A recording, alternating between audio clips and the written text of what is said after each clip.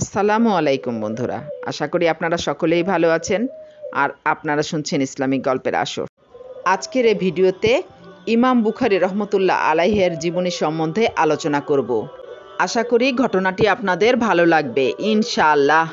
যারা হাদিস শাস্ত্রে অগাধ পাণ্ডিত্যের অধিকারী ছিলেন, হাদিস সংগ্রহের উদ্দেশ্যে যারা শত শত মাইল দুর্গম পদব্রজে গমন করেছিলেন, নির্ভুল হাদিসসমূহকে কষ্টি পাথরে যাচাই বাছাই করে গ্রন্থাকারে একত্র করার মতো অসাধ্য কাজ সাধন করেছিলেন, যাদের অক্লান্ত পরিশ্রম ও সাধনার বিনিময়ে মুসলিম জাতি রাসূলুল্লাহ সাল্লাল্লাহু আলাইহি ওয়াসাল্লামের নির্ভুল হাদিসসমূহ গ্রন্থাকারে পেয়ে সত্যের সন্ধান লাভ করতে পেরেছে, ইমাম বুখারী রহমতুল্লাহ আলাইহি তাদের মধ্যে অগ্রগণ্য।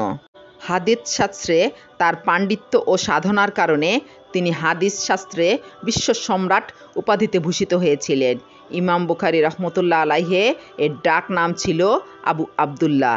তার আসল এবং পূর্ণ নাম হলো আবু আবদুল্লাহ মুহাম্মদ ইবনে ইসমাইল ইবনে ইব্রাহিম ইবনে মুগিরা। তিনি ইমাম বুখারী নামেই সর্বাধিক প্রসিদ্ধি লাভ করেছেন।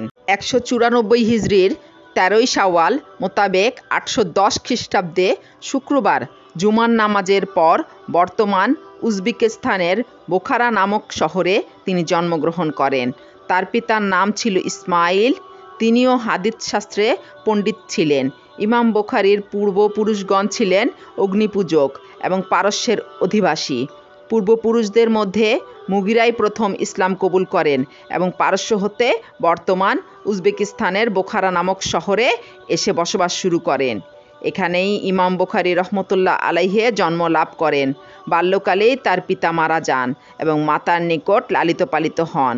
উল্লেখ্য যে বাল্যাবস্থায় তিনি অন্ধ হয়ে গিয়েছিলেন, সেজন্য মাতা নিজের এবং সন্তানের ভবিষ্যৎ নিয়ে খুব চিন্তিত থাকতেন এবং রাত দিন আল্লাহর দরবারে সন্তানের মঙ্গলের জন্য দোয়া করতেন। একদিন মাতা আল্লাহর দরবারে কান্নাকাটি করে যখন ঘুমিয়ে পড়লেন, তখন মাতা বিশ্বের সেরা 100 মুসলিম মনীষী হজরত ইব্রাহিম আলাইহিস সালামকে স্বপ্ন দেখলেন যে তিনি যেন বলছেন, হে পুণ্যবতী মহিলা, তোমার কান্নাকাটির কারণে আল্লাহ তোমার সন্তানের চক্ষু ভালো করে দিয়েছে। নিদ্রা ভঙ্গের পর তিনি দেখলেন ইমাম বুখারী রহমতুল্লাহ আলাইহি এর চোখের অন্ধত্ব দূর হয়ে গেছে। ইমাম বুখারী রহমতুল্লাহ আলাইহি এর স্মরণ শক্তি ছিল অসাধারণ। তিনি 10 বছর বয়স পর্যন্ত বোখারার নিকটস্থ মাদ্রাসায় লেখাপড়া করেন। এরপর তিনি হাদিস শেখার জন্য ব্যস্ত হয়ে পড়েন। ইমাম বুখারী রহমতুল্লাহ আলাইহি এর বর্ণনা থেকে জানা যায়, হাদিস শিক্ষার জন্য মক্কা, মদিনা, সিরিয়া, বসরা, মিশর, কুফা, বাগদাদ, আল জামিরাত, হেজাজ, নিশাপুর এবং দেশ বিদেশের বিভিন্ন স্থানে হাদিসের শত শত সাক্ষাৎদাতার দাঁড়ে দাঁড়ে ঘুরে বেরিয়েছেন। তিনি 1080 জন শায়েখের নিকট হতে হাদিস সংগ্রহ করে তার সনদ ও মতন সহ মুখস্থ করেন। আল্লাহ পাক তাকে অসাধারণ মেধা ও স্মরণশক্তি দান করেছিলেন। মাত্র 18 বছর বয়সেই তিনি বিবিধ গ্রন্থ রচনায় ব্যাপৃত হন এবং হাদিসের জগৎবিখ্যাত কিতাব বুখারী শরীফ সহ বহু গ্রন্থ রচনা করেন। বুখারী শরীফের আসল নামে প্রসিদ্ধ না হয়ে রচনাকারী নামে প্রসিদ্ধ হয়েছে। বুখারী শরীফ কিতাবের আসল নাম হচ্ছে আল জামিউস সহিহুল মুসনাদু, সংক্ষিপ্ত নাম সহিহ বুখারী, অর্থাৎ ইমাম বুখারীর সহিহ। সাধারণত সবাই একে সহিহ বুখারী বা বুখারী শরীফ বলে। সহিহ সিত্তার অন্যান্য সহপাঠীদের সাথে একদিন উস্তাদ ইমাম ইসহাক ইবনে রাওয়াই রহমতুল্লাহ আলাইহি এর নিকট হাদিস শুনছিলেন। উস্তাদ বললেন, হায়, কেউ যদি কেবলমাত্র সহিহ হাদিসগুলোকে একত্রে সাজিয়ে লিপিবদ্ধ করে দিত। ইমাম বুখারী রহমতুল্লাহ আলাইহি বর্ণনা করেন, এরপর একদিন আমি স্বপ্নে দেখলাম আমার সামনে আল্লাহর রাসূল সাল্লাল্লাহু আলাইহি সাল্লাম উপবিষ্ট। আমি হাতে পাখা নিয়ে তার পবিত্র শরীর মোবারকে বাতাস করে মশা মাছি তাড়াচ্ছি। এরপর একজন স্বপ্নেও তাবির বর্ণনাকারীর নিকট স্বপ্নটি ব্যক্ত করলে তিনি আমাকে বললেন, আপনি রাসূলুল্লাহ সাল্লাল্লাহু আলাইহি সাল্লামের হাদিসসমূহ হতে মিথ্যার জঞ্জালকে অপসারিত করবেন। ইমাম বুখারী রহমতুল্লাহ আলাইহি বলেন, এরপর সহিহ হাদিসের একটি কিতাব লেখার জন্য আমার মনে প্রেরণা জাগে এবং সহিহ বুখারী লিপিবদ্ধ করি। ইমাম বুখারী রহমতুল্লাহ আলাইহি মক্কা, মদিনা, বুখারী ও বসরায় বসে বুখারী শরীফ বিষয়ে প্রায় সবাই একমত যে তিনি মক্কায় হেরেম শরীফে বসে এই কিতাবের ভূমিকা লিপিবদ্ধ করেন।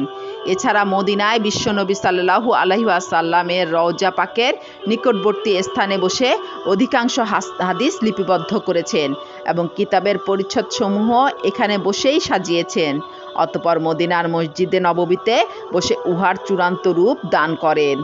ইমাম বুখারী রহমতুল্লাহ আলাইহি বুখারী শরীফ লিপিবদ্ধের ক্ষেত্রে এত সতর্কতা অবলম্বন করেছেন যে প্রতিটি লিপিবদ্ধ করার পূর্বে তিনি আল্লাহ প্রদত্ত স্বীয় ক্ষমতা, এলাম ও অভিজ্ঞতার দ্বারা প্রতিটি হাদিসের সনদ ও মতনকে সূক্ষ্মভাবে যাচাই বাছাই করেছেন এবং আল্লাহর সাহায্য কামনা করেছেন।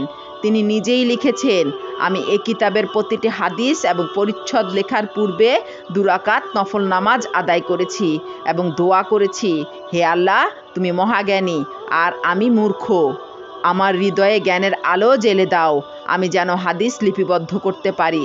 এভাবে তিনি সুদীর্ঘ 16 বছরের কঠোর পরিশ্রম করে তার সংগৃহীত ও কণ্ঠস্থ 6 লক্ষের অধিক হাদিস থেকে বাছাই করে তাকরার সহ 7,393টি এবং তাকরার বাদে 2,769টি হাদিস এ কিতাবে স্থান দেন। এ সকলের কারণে পবিত্র কোরআনের পরই বুখারী শরীফ নির্ভুল গ্রন্থের স্থান দখল করেছে এবং সমগ্র বিশ্বে এত জনপ্রিয়তা লাভ করেছে যে শুধুমাত্র তার নিকটই 90,000-এরও অধিক লোক এই কিতাবের হাদিসসমূহ শিক্ষা লাভ করেছেন। আজ মুসলিম বিশ্বের এমন কোনো নেই যেখানে বুখারী শরীফ শিক্ষা দেওয়া হয় না। ইমাম বুখারী রহমতুল্লাহ আলাইহি পিতার নিকট থেকে উত্তরাধিকার সূত্রে প্রচুর ধন সম্পদ পেয়েছেন, কিন্তু তিনি তা নিজে ভোগ করেননি। তিনি তার প্রায় সমস্ত ধন সম্পদই শিক্ষার্থী, দরিদ্র ও অসহায় লোকদের মধ্যে বিতরণ করে দিয়েছিলেন। তিনি ভোগবিলাস পছন্দ করতেন না। সাধারণ পোশাক ও সামান্য আহারেই তিনি সন্তুষ্ট থাকতেন। তিনি দৃঢ়ভাবে মনে করতেন যে অতিরিক্ত ভোগবিলাস মানুষের হৃদয়ে আল্লাহর প্রতি তাকওয়া কমিয়ে দেয়। তিনি যদি ভোগবিলাস ও আরাম আয়েশকে কাটাতেন তাহলে হাদিস শাস্ত্রে ও অসাধ্য সাধন করতে পারতেন কিনা সন্দেহ। ইমাম বুখারী রহমতুল্লাহ আলাইহি এর অক্লান্ত পরিশ্রম, সাধনা ও অবদানের কারণেই মুসলিম জাতি আজ বুখারী শরীফের মতো একটি বিশুদ্ধ হাদিস গ্রন্থ পেয়ে সত্যের সন্ধান লাভ করেছে। কথিত আছে তিনি একাধারে 40 বৎসর পর্যন্ত রুটির সাথে কোনো তরকারি ব্যবহার করেননি।